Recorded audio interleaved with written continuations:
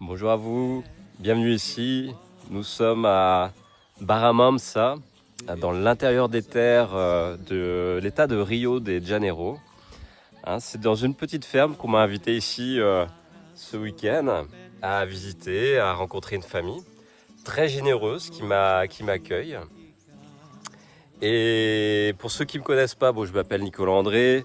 J'œuvre ici dans le cadre de la construction de plusieurs temples dédiés au bouddhisme originel, au Dzogchen, et aussi vraie pure tradition à installer des enseignements de gnose qui permettent de mieux comprendre les traditions primordiales que nous étudions ici dans la voie des ancêtres avec les indigènes, les Patachos Ahahe, que vous pouvez connaître sur la chaîne du temple qui est liée à Pascal Trefingui et Bouddhista et chaîne du temple sur les natifs. Et aujourd'hui cette vidéo sera sur le sujet de vous parler de la voie des ancêtres et d'une pratique de soins qui est faite ici et que vous pouvez aussi trouver en France, qui s'appelle la trame. C'est un enseignement que j'ai reçu en France et qui est distribué dans une tradition, une science de l'âme qu'on étudie dans les cours de gnose, qui est la science de l'alchimie. Alors ici vous avez un petit potager, c'est une fazenda ici, familiale, avec des vaches. On vous a fait des vidéos souvent sur le problème de l'élevage intensif ici au Brésil, comme dans d'autres endroits du monde, sous l'influence édomite qui a détruit beaucoup des terres. Et puis vous avez des familles comme ça qui gardent la tradition de gérer les fermes et qui font au mieux pour protéger l'environnement, qui n'utilisent pas de produits, qui gardent une forme de protection de la nature. Et voilà, ici c'est une petite famille qui respecte l'environnement et qui vit en harmonie avec la nature, qui n'a pas des grandes ambitions de grandes fermes industrielles, et qui vit en harmonie avec un petit bétail et puis et des plantations.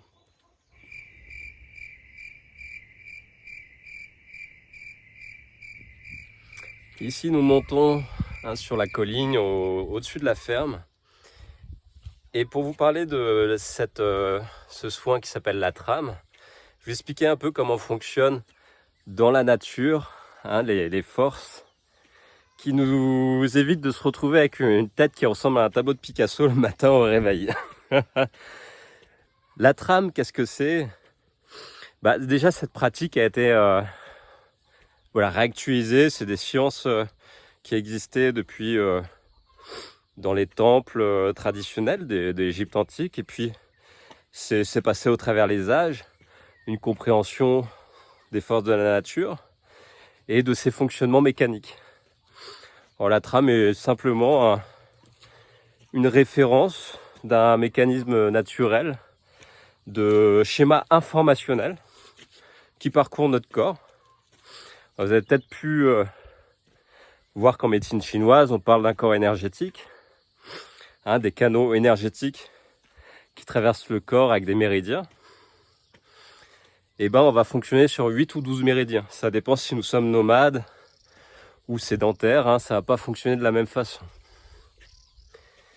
Puis on a un canal central, ça on l'étudie en médecine chinoise.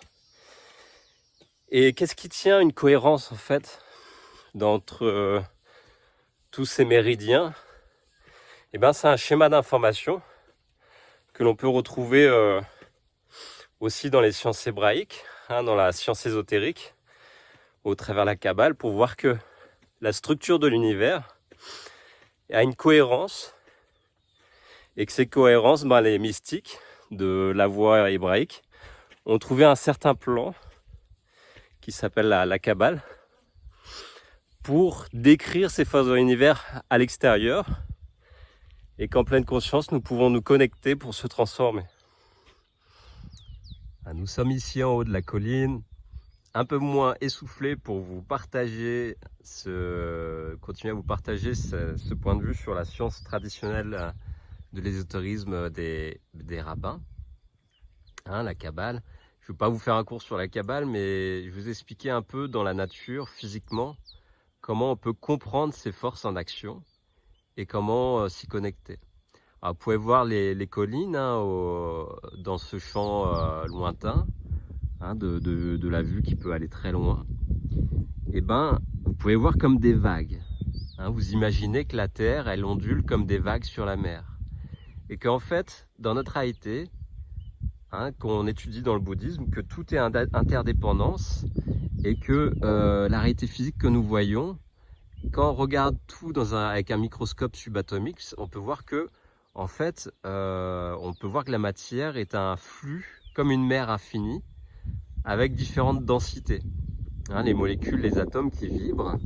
Quand on va regarder sur un plan plus large, on va voir que ça compose un objet, que ça va composer un corps, un organe par exemple d'un corps, pour voir le corps humain après.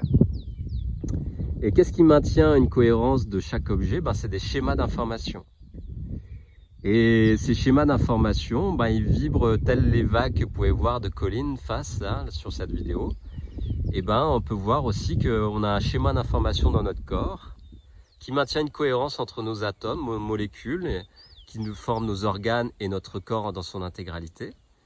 Et ce schéma d'information, il est invisible, il est superposé au corps physique. Alors, qu'est-ce qui va faire véhiculer, faire fonctionner le cœur, hein, les organes? On voit que c'est le sang, c'est la matière physique, le liquide. Et qu'est-ce qui va faire fonctionner l'activité fluidique dans le corps? C'est le système nerveux. Et qu'est-ce qui fait fonctionner la vie du système nerveux? C'est la grâce de Dieu qui permet qu'on vive sur Terre et qui nous offre son abondance de vie, qui va traverser le corps. Alors l'ego va se nourrir physiquement, il va manger des choses physiques, et les organes vont digérer ce que le corps a besoin, et va traiter l'information. Il va retirer une substance, hein, une quintessence de chaque chose, et puis ça va nourrir l'être. L'être au niveau physique, mais l'être aussi au niveau métaphysique, qu'on appelle l'âme.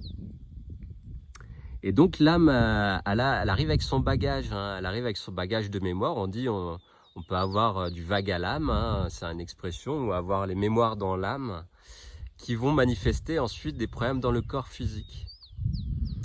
Donc ces collines que vous pouvez voir hein, devant vous, dans la science des Templiers, nous pouvons apprendre qu'il est possible de canaliser ces forces, hein, ces lignes de force qui se manifestent en mouvement sur la Terre. On peut construire des cathédrales qui font face comme un bateau face aux vagues. Et retirer ces forces qui traversent la Terre, ces forces ondulatoires, et les canaliser dans des lieux de prière.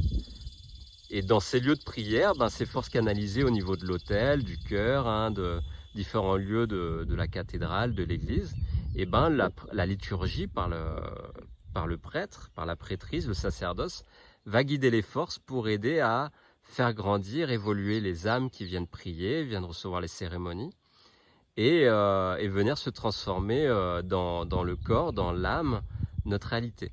Voilà à quoi sert une tradition. Et puis cette tradition, elle crée une transformation dans l'être. Cette transformation dans l'être, ça s'appelle faire une purification. Nous sommes ici au-dessus de la ferme, hein, nous pouvons voir les montagnes.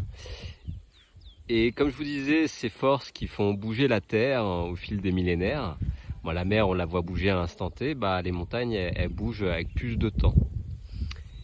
Et vous pouvez voir la ferme en bas, hein, comment c'est possible de créer un écosystème comme ça au pied des montagnes, où il y a ces forces de la vallée qui descendent au creux. Et on peut créer une forme d'abondance, une oasis, hein, comme vous pouvez voir en bas dans sa fazenda, hein, où il y a l'habitation et puis différents fonctionnements traditionnels d'une ferme. Pour revenir sur l'explication de la trame, nos habitudes de vie vont créer en nous, comme l'enregistrement d'une information sur un disque dur d'un ordinateur, nos habitudes vont créer des schémas d'information dans notre corps. Et comme vous pouvez voir, cette eau de pluie qui va drainer le chemin, hein, ces formes que ça crée, le côté vallonné, hein, le côté de creuser la terre faire un sillon, nos habitudes de vie vont créer une forme de sillon comme ça dans notre organisme autant physique, hein, qu'on appelle le cerveau limbique, hein, c'est le cerveau des habitudes avec les émotions qui sont en lien, et le cerveau reptilien qui est plus lié à notre instinct. Et ben, nos habitudes de vie vont créer des sillons comme ça d'informations. C'est pour ça qu'il est dur pour un être de sortir de ses habitudes. Ça va donner un devoir de lutter contre sa nature. Et c'est pour ça qu'il est si dur de sortir des addictions. Puis on a travaillé, je dirais, une habitude de vie, d'utiliser une drogue, d'utiliser un plaisir pour équilibrer sa vie, pour se sortir d'une torpeur ou d'un problème émotionnel du passé. Et ben, on va creuser un sillon comme ça dans le schéma non seulement neurophysiologique, c'est-à-dire au cerveau, hein, dans le cerveau limbique et aussi avec le cerveau reptilien, qui va créer, qui va construire notre corps. Hein, et comme après ce chemin, vous pouvez voir là le sillon que la pluie va drainer, hein, sur le chemin, et ben, nos habitudes vont créer un corps. C'est pour ça que nous pouvons dire que le langage déjà va créer le corps, hein, notre façon de nous tenir, notre façon de s'exprimer verbalement, et ben, va nous demander une certaine posture physique. Comme la posture physique, hein, de se tenir droit, de se tenir courbé, d'être un peu déséquilibré vers l'arrière ou trop vers l'avant, vont entraîner une certaine forme de langage. Donc ça peut s'étudier, hein, dans les réactions neurophysiologiques, la symbolique des postures, la symbolique du langage. Et c'est là qu'en cabinet, plusieurs méthodes, plusieurs outils comme ça, qui permettent de comprendre en psychologie quelles sont les habitudes et comment sortir de nos mauvaises habitudes pour mettre ensuite des schémas d'information d'habitudes beaucoup plus en lien avec la tradition et beaucoup plus en lien en fait avec l'harmonie, à une vie harmonieuse. Et ce qui s'appelle lutter un peu des fois contre sa nature égotique. Et c'est le but d'un temple, le but d'un enseignement avec une prêtrise, c'est d'aller pas contre nature, d'aller contre sa nature, mais de trouver le juste milieu, l'harmonie, d'être moins esclave de sa nature et de prendre l'idéal de son potentiel personnel, c'est-à-dire de son chemin d'âme, hein, qu'on peut voir en astrologie, en numérologie, et d'adapter au mieux les transformations. Et ça peut prendre des mois, des années, mais avec un certain objectif d'aller vers un meilleur devenir et non une fatalité, hein, d'être lié trop à nos mauvaises habitudes. Nous avons ici les écuries du bétail, hein, du bétail de vaches et aussi des chevaux, parce qu'ils ont des chevaux ici pour traiter le bétail. Et vous pouvez voir là cette boue qu'on peut voir souvent, hein, dans les fermes. Ça peut représenter symboliquement un peu cette boue qu'on a dans nos habitudes quand on dit c'est la mort dans l'âme, on est pris dans nos habitudes. Et ces mauvaises habitudes fait que on perd contact avec cette intuition transcendante. Hein, c'est pour tout le monde, hein, on a tous des mauvaises habitudes, qui fait qu'on ne veut pas lâcher son passé d'une certaine zone de confort, hein, généralement, pour la plupart des personnes qui évoluent sur Terre. On forme un certain pouvoir.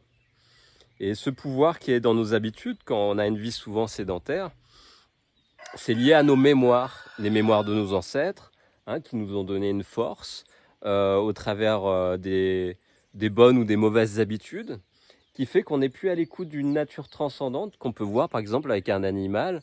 Quand il est malade, il va chercher la bonne herbe dans le champ, dans le bois, et puis il va s'auto-traiter, et puis il sait quand il doit se purger, pas manger, hein, parce qu'il est à l'écoute de son intuition transcendante. Et même encore là, je dirais c'est pas tous les animaux, parce que ceux qui sont domestiqués par l'homme, ils perdent contact avec leur nature transcendante, et ils finissent par tomber malades comme un humain qui a perdu contact avec la nature. C'est ce que je vois régulièrement quand je suis en ville et que je rencontre des familles quand je vais chez eux, où les personnes viennent que je rencontre quand je posais des fois tranquille dans un parc. Les chiens viennent vers moi et j'ai eu la chance de recevoir différents enseignements qui peuvent me permettre de faire des soins. Et le chien ou le chat, des fois, me demande un soin comme ça, spontanément. Et il y a l'information qui vient direct de voir le chien ou le chat est dans une forme de sacrifice pour son maître, et que dans tout cet amour animal qui est lié à l'affectif, hein, l'affect, il va absorber le stress de son maître, et va créer ce que j'ai vu souvent, une tumeur ou un cancer.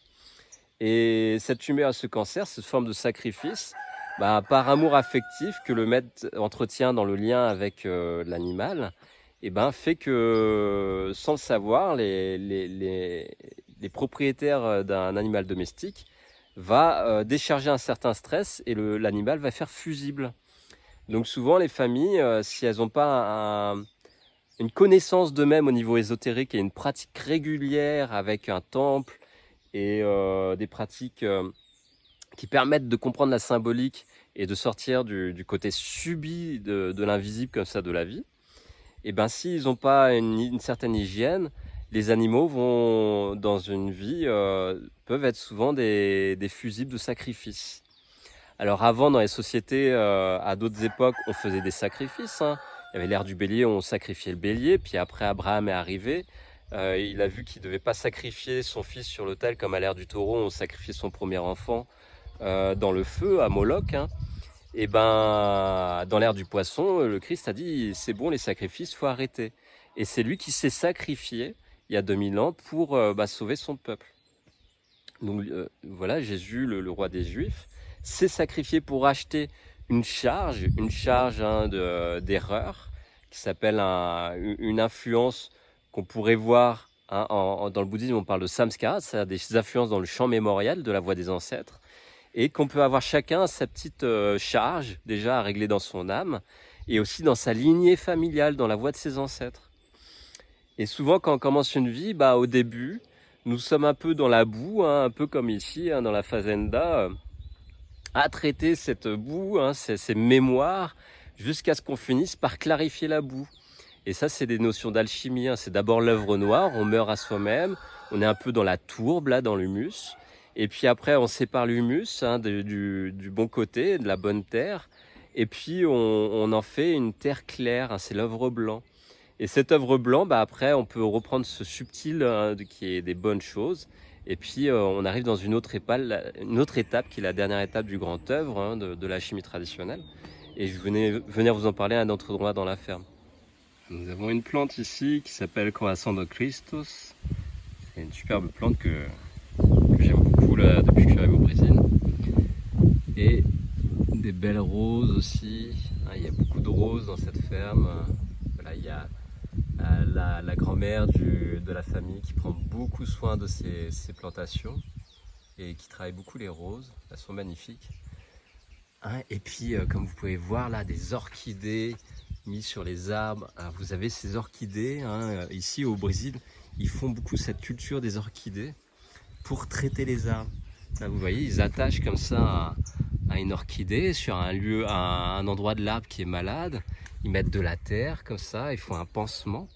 Et il y a une symbiose qui se crée entre l'orchidée et l'arbre, hein, que vous pouvez trouver vos orchidées dans les pots en magasin en France. Ici, ils les prennent d'une façon sauvage, ils font des boutures et ils bouturent l'orchidée sur l'arbre, hein, pour faire une symbiose. Et là, vous avez des super, voilà, des symbioses qui ont été faites, des boutures, des implantations. C'est vraiment une synergie des deux plantes, c'est magnifique. Et vous pouvez trouver aussi des nids étranges comme ça dans les arbres ici au Brésil. J'ai jamais trop su ce que c'était. Un jour, je saurai l'explication réelle qui colonise comme ça dans des nids. Et voilà, vous avez, comme je vous montrais au début, on revient sur la petite zone de permaculture avec la bananeraie et puis d'autres plantes, hein, des légumes, des comestibles et aussi des plantes médicinales. Donc on va marcher un petit peu. Je vais expliquer, on est arrivé sur l'œuvre au rouge, hein, cette œuvre rouge qu'on voit en alchimie traditionnelle, qui est représentée par la rose. Hein, nous avons l'œuvre noire qui est liée au corbeau, l'œuvre au blanc qui est symbolisée par la licorne, et l'œuvre rouge qui est symbolisée par la rose, hein, que nous pouvons retrouver, qui a été utilisée par la véritable loge traditionnelle des Rose-Croix avant qu'elle soit reprise dans les néo-Rose-Croix. Voilà, les véritables Rose-Croix, c'était à l'époque du Moyen-Âge. Hein, donc ils travaillaient les notions d'alchimie dans l'esprit des temples les temples des mystères de l'Égypte antique. Et voilà, c'est malheureusement depuis 3 siècles. J'en ai fait partie à un moment pendant un an, quand j'ai vu ce qui se trafiquait réellement derrière l'envers du décor. Je suis parti des Rose-Croix de la Morgue. Donc ça, c'était une expérience vécue. Puis après, j'ai rencontré des porteurs d'enseignements beaucoup plus riches, qui se laissaient pas trop emporter par cet aspect de chercher absolument à s'accaparer, je veux dire, un certain pouvoir. Et j'ai fui ça à un moment quand je sentais que ça commençait à puer. Donc voilà, il est bien dit dans le Coran, dans la Bible, de faire attention de ne pas rechercher le pouvoir, d'être dans le respect, ne pas tuer, ne pas voler, ne pas mentir. C'est les premières règles qu'on voit ici dans le temple, dans le bouddhisme traditionnel. Et ce qui permet de vivre cette transformation d'œuvre rouge. L'œuvre rouge qui montre toute cette beauté de l'âme après vers son devenir. Alors vous avez les poulaillers ici, avec les petits poussins qui se baladent, et lui tout seul est perdu. Maintenant ils sont plusieurs en fait. Ils sont enfuis du poulailler avec la mère poule, et ils passent en dessous, ils arrivent à se faufiler sous le passage. Voilà. Nous sommes à côté d'un lieu où on a beaucoup ici, ça peut être un peu marécageux, il y a des crapauds, des grenouilles, ça chante beaucoup la nuit. Et donc cette œuvre rouge, c'est une symbolique je vous parle beaucoup des symboliques de la chimie traditionnelle, parce que c'est dans toutes les pratiques de soins, il y a toujours une forme de 3 passages. Et ces 3 passages nous emmènent à une transformation. Donc voilà, au début c'est une forme de mort symbolique, après une forme d'œuvrer pour comprendre cette mort, et pour sortir après de la pataugeoire et devenir plus pour découvrir les sommets, les sommets qui est la transformation, la libération. Là, nous arrivons sur une autre partie de la roseraie. Et voilà, pour finir, vous parler de la trame, c'est de la trame qu'on a dans cette vie de tous les jours, dans le corps physique, va maintenir une cohérence dans le schéma d'information.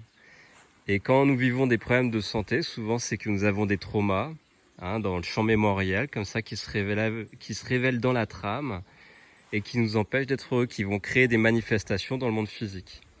Alors nous pouvons être déconnectés de cette trame du monde, que je vous montrais, les ondulations qui vont créer les mouvements de la Terre, mais aussi de la mer. Et cette fréquence de vie terrestre, nous pouvons être déconnectés de ces forces de la nature. Et en étant déconnectés des forces de la nature au niveau terrestre, nous sommes aussi déconnectés par effet miroir des forces de la nature au niveau céleste. Et malheureusement, c'est ce qu'ils veulent créer à notre époque, une forme d'embrouillement avec les technologies, les hautes fréquences et les basses fréquences des technologies synthétiques, nous déconnectent avec cet appareil que j'ai entre les mains pour filmer, en nous mettant dans une fréquence de réalité artificielle.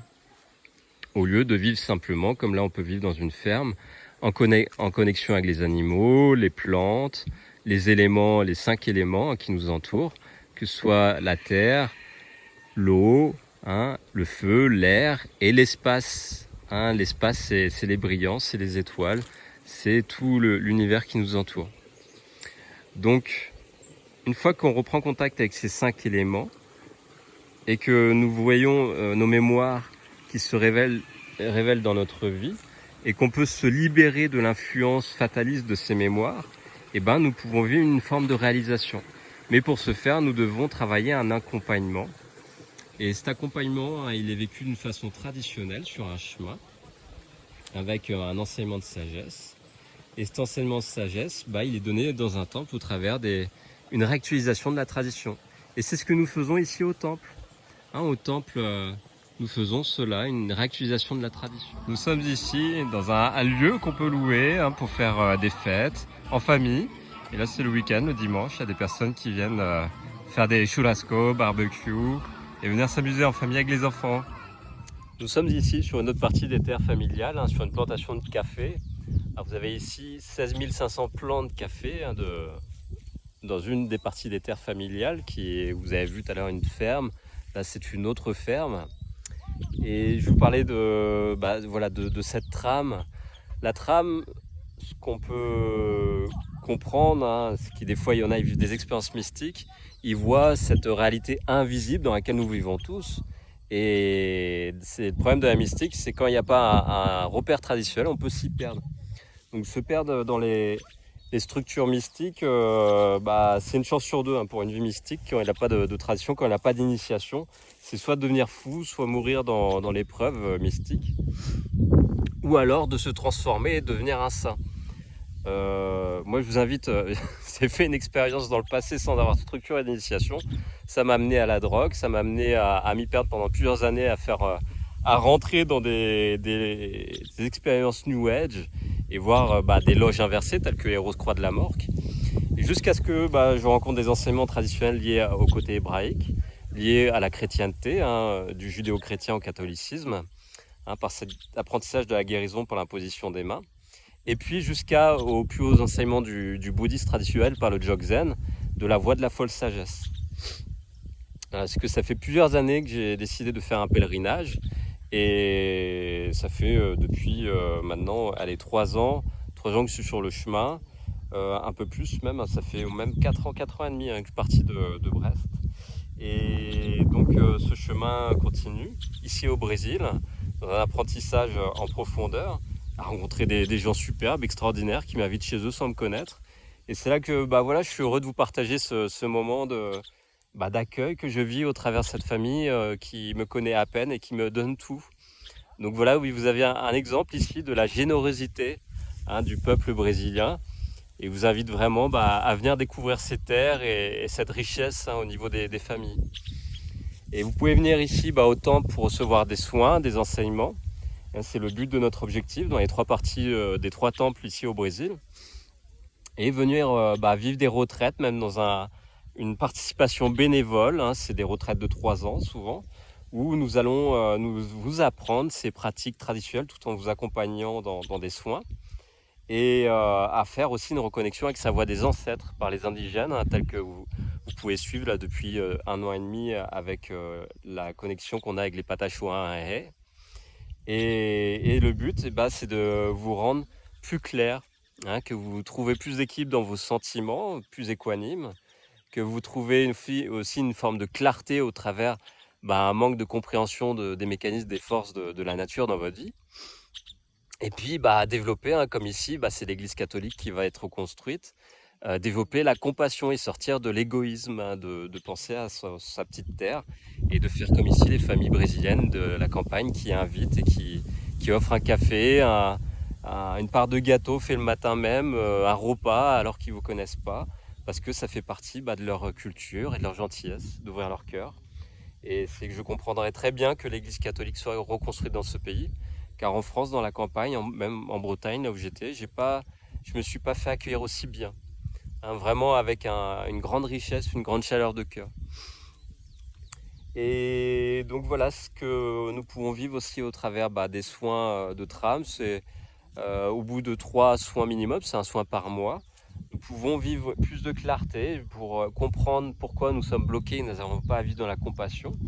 Et puis aussi de mieux se positionner avec un meilleur objectif dans sa vie, hein, comprendre que on a pu être illusionné par nos mémoires qui viennent en permanence nous faire des formes de projection d'illusion, à se faire attirer des événements, des personnes qui nous mettent dans une forme d'embrouille quand on ne se connaît pas assez. Et le but, c'est de bien se connaître et aussi de construire avec clarté un rêve, un idéal qu'on n'aurait pas eu la force avant de recevoir un accompagnement traditionnel, parce qu'il nous manque souvent des informations. Et ces informations, nous les donnons ici dans le temple, dans les enseignements de la gnose traditionnelle.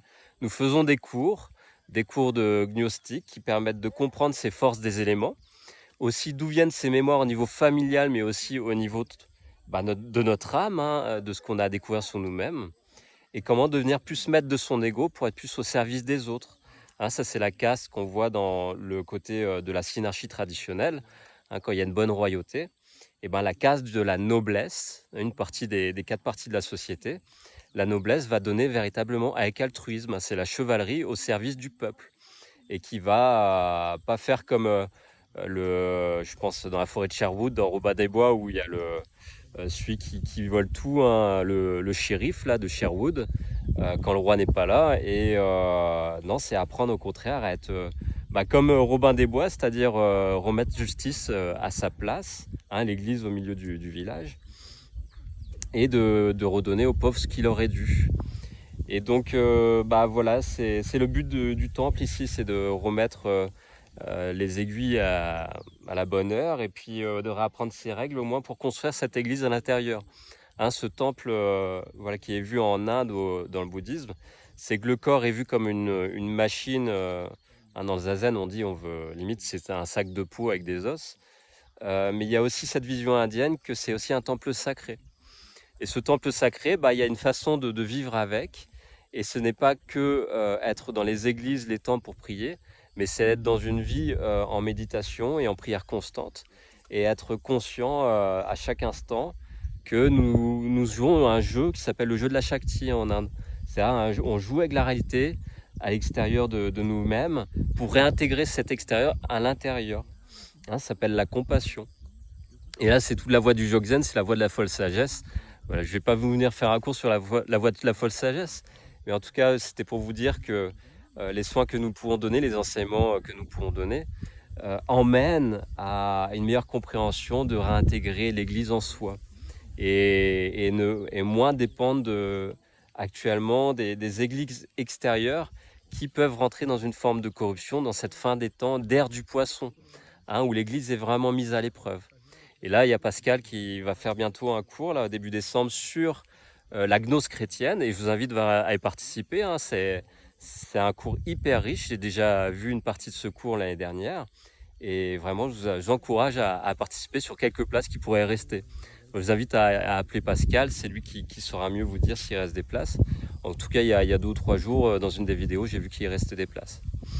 Voilà pour vous parler de la trame, des enseignements du temple, et vous présenter toute cette richesse des terres brésiliennes, même s'il manque des parties de forêt amazonienne qui malheureusement est détruite par la culture de la vache au niveau de l'exportation édomite.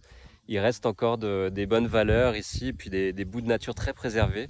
Et j'étais très surpris de voir toute cette richesse de savoir, de sagesse des fermiers que j'ai rencontrés depuis 2 jours là, et qui me montrent toutes les plantes autour d'eux et qui les connaissent et qui les utilisent chaque jour pour prendre soin d'eux.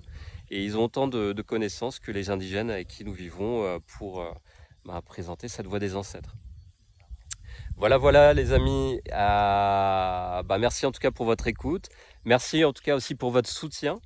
Hein, si vous voulez faire un don, je vais mettre toutes les coordonnées ici dans la vidéo en bas, et vous pouvez voir les coordonnées du temple pour envoyer un message. Si vous voulez prendre un rendez-vous pour faire à distance comme ça, déjà commencer une thérapie si vous voulez voir qu'est-ce qui vous conviendrait le mieux. Et si vous voulez venir au Brésil, vous êtes les bienvenus. Et je vous mettrai en connexion aussi avec la secrétaire du temple, et qui pourra vous renseigner sur comment venir et comment faire pour être bénévole et faire une retraite de 2 à 3 ans dans un des temples, un des lieux dédiés à la pratique. Voilà, à bientôt.